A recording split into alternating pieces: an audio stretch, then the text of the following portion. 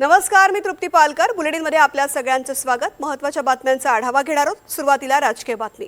खासदार सुप्रिया सुळे यांनी पंतप्रधान नरेंद्र मोदींची भेट घेतलेली आहे.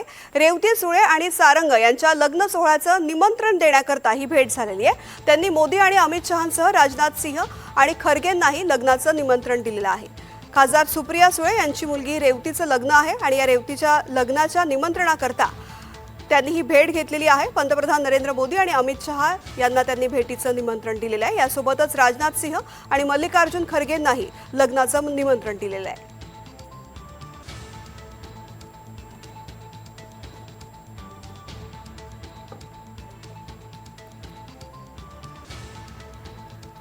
या संदर्भात माहिती देत आहेत आमचे प्रतिनिधी रामराजे शिंदे. रामराजे,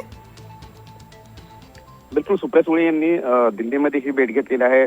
पंतप्रधान नरेंद्र मोदी, अमित शहा जी, त्याचबरोबर मल्लिकार्जुन खरगे, सोनिया गांधी, राहुल गांधी आणि प्रियंका गांधी आणि त्याचबरोबर जे आता नवीन मुख्यमंत्री झालेले आहेत केरळचे, त्यांची सुद्धा भेट घेतलेली आहे आणि त्यांना निमंत्रण पाठवण्यात आलेलं आहे.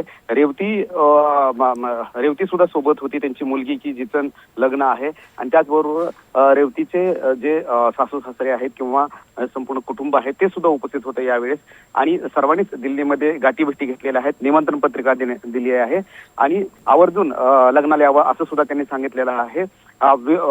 विरोधी पक्षामध्ये असल्यामुळं सुप्रिया सुळे आणि त्यांचा पक्ष जो आहे तो नेहमी विरोधामध्ये राहिलेला आहे. संसदेमध्ये सुद्धा विरोधामध्ये आहे. परंतु जेव्हा कौटुंबिक कार्यक्रम असतात तर तेव्हा राजकारण सोडून गाठीभेटी घ्यायचे असतात आणि त्याचाच पाठ जो आहे तो एक प्रकारे घालून दिला गेलेला आहे आणि ही आपली संस्कृती आहे.